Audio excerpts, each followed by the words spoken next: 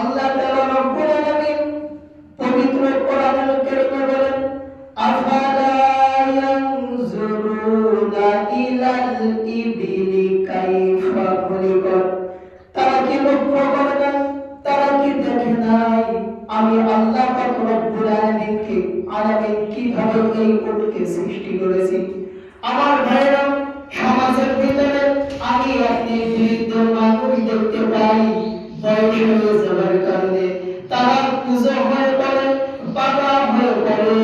ঠিক তদরূপভাবে আল্লাহ পাক সুবহানাহু ওয়া তাআলা উটের পিঠের উপরে একটা সুট দিয়েছেন। এই সুটের ভিতরে আল্লাহ পাক সুবহানাহু ওয়া তাআলা চর্বি দিয়েছেন। কেন চর্বি দিয়েছেন আমি আপনি একটু লক্ষ্য করি। শুধু আল্লাহ পাক সুবহানাহু ওয়া তাআলা চর্বি দিয়ে ক্ষান্ত থাকে না, আল্লাহ পাক রব্বুল আলামিন এই উটের ভিতরে, উটের পেটের ভিতরে একটা ট্যাঙ্কি সৃষ্টি করে দিয়েছে। সকলে বলুন সুবহানাল্লাহ। এই ট্যাঙ্কিটা কেন সৃষ্টি করলেন? উট যখন পানি পান করে, পরে পানি একসাথে পান করতে পারে, পান করে ক্ষান্ত থাকে না। আল্লাহ পাক সুবহানাহু ওয়া তাআলা তার পেটের ভিতরে একটা ট্যাঙ্কি দিয়েছেন। এই ট্যাঙ্কিতে 500-700 লিটার পানি মজবুত করে রেখে দিতে পারে। সকলে বলুন সুবহানাল্লাহ। আল্লাহ পাক রব্বুল আলামিনের যে চর্বি দিলেন, ট্যাঙ্কি দিলেন, কেন দিলেন?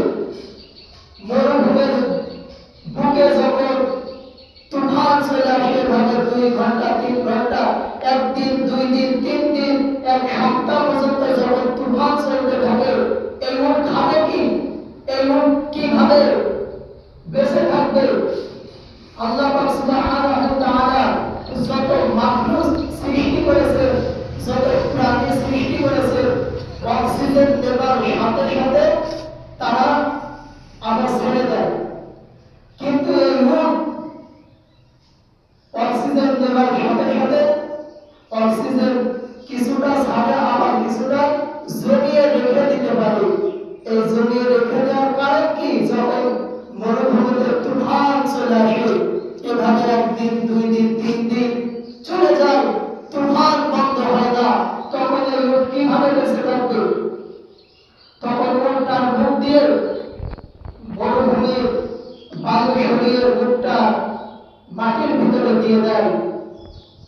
এভাবে যখন দিয়ে দেয়, তারপর অক্সিজেনের প্রয়োজন, কথা ঠিক কিনা বলেন?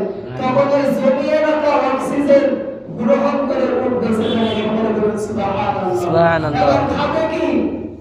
পান করবে কি? আল্লাহ পাক রব্বুল আলামিন যে ঝুট দিয়েছেন, এই ঝুটের ভিতরে চর্বি দিয়েছেন। এই চর্বি থেকে এনার্জি, শক্তি নিয়ে এবং তিনার পেটের ভিতরে যে ট্যাঙ্কি দিয়েছেন, বললাম 500-700 লিটার পানি মজবুত করে রেখে দেয়। চর্বি থেকে এনার্জি দিয়ে এবং এই ট্যাঙ্কি থেকে পানি পান করে এই উট বেঁচে থাকে। সকলে বলুন সুবহানাল্লাহ। তাহলে আল্লাহ পাক সুবহানাহু ওয়া তাআলা এই উট নিয়ে যদি আমি আপনি একটু চিন্তা ফিকির করি, গবেষণা করি, তাহলে আমাদের ঈমানকে বৃদ্ধি করে দেবেন একজন, তিনি কে? আল্লাহ। আল্লাহ পাক সুবহানাহু ওয়া তাআলা।